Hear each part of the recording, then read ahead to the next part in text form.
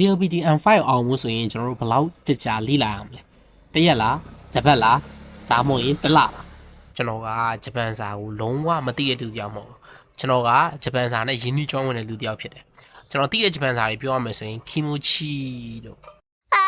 ကျွန်တော် GLBT M5 online test ကိုတစ်ချက်လောက်ဖြည့်ကြည့်အောင်သူကပေးထားတာပေါ့နော် N1 N2 N3 N4 N5 ကျွန်တော် N5 ဆိုတော့ရွေးလိုက်မယ် M5 ကိုကြည့်အောင်ရေးထားရပေါ့နော်ဂျပန်လိုကျွန်တော်လည်းတိတ်ပြီးတော့မဖတ်တတ်ဘူး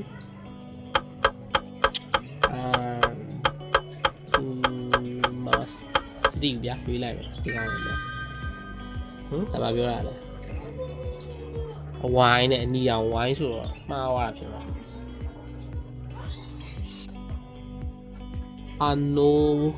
ဘာလည်းမသိဘူးဒါဒီကောင်ရွေးကွာဝါမှားပြန်တယ်ခိုးဆိုတာတည်ခိုးဆိုတာဒီဟာဒီလားမသိဘူးဒီဟာဒီတဲ့ဘာဖြစ်လဲမသိဘူးเนาะဒီဟာဒီတဲ့ဒီမှာပုံပြတာဒီကောင်ညံ့တယ်ပေါ့ညံ့တယ်ပြောရမှာဟောမှာစာမှုရအေးတာလားမသိဘူးဘူးနိုင်တော့မဟုတ်လားခရဒီကောင်လည်းရွေးလိုက်ကွာမှားပြန်ပြီဗျာစားတယ်ဗျာဒီကောင်မှလည်းမသိဘူးဘာထည့်ရမှာလဲကောင်ဘာထည့်ရမှာလဲလို့ကျွန်တော်လည်းမသိဘူးဗျာဒါလည်းမှားတာပဲဗျာမှားတာနှစ်ခုတော့ဗျာကျွန်တော်ဘယ်လိုလုပ်ရမှာလဲအိုတိုတိုဝါတဲ့အိုတိုတိုဆိုတာညီလေးဟေးယ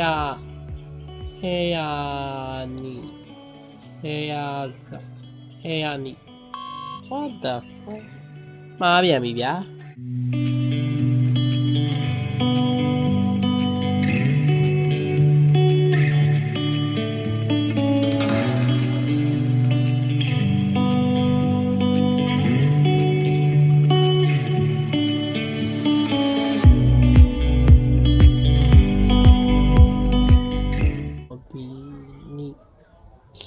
တဲ့ခူရာဆိုင်တဲ့ဒီကောင်ပဲဖြစ်မှာ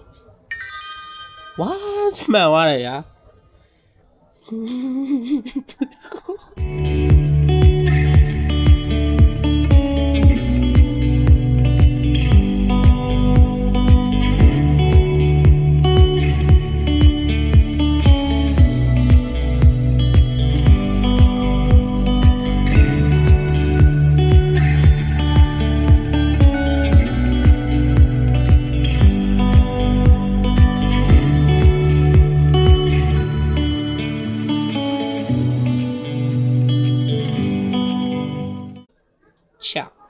Okay,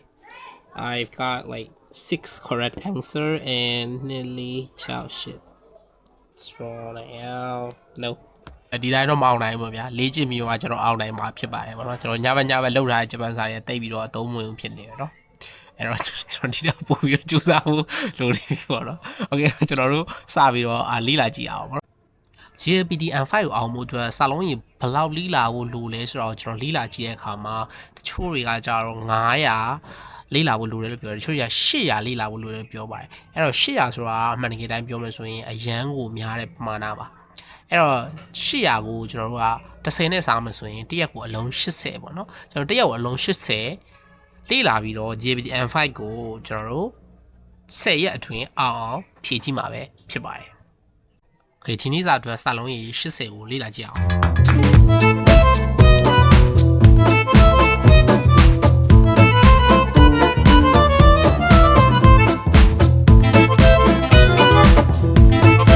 ကျွန်တော်လေ့လာနေတာကကျွန်တော်ကျွန်တော်လေ့လာတာမိနစ်20ရှိပြီပေါ့နော်ဒါပေမဲ့ကျွန်တော်ဘာတွေ့ရလဲဆိုတော့ဂျပန်စာမှာ verb တွေကလေ့လာအရန်ခက်တာကိုကျွန်တော်တွေ့ရတယ်ပေါ့နော်ဥပမာဆိုရင်ကျွန်တော် adjective ဆိုလို့ရှိရင် aoi ဆိုလို့ရှိရင် blue ပေါ့နော် aoi အဖျားရောင် aoi umi ကcurated ဆိုရင်ဒါblue အပြာရောင်ဒီပင်လယ်ကလှတယ်ပေါ့ဗျာ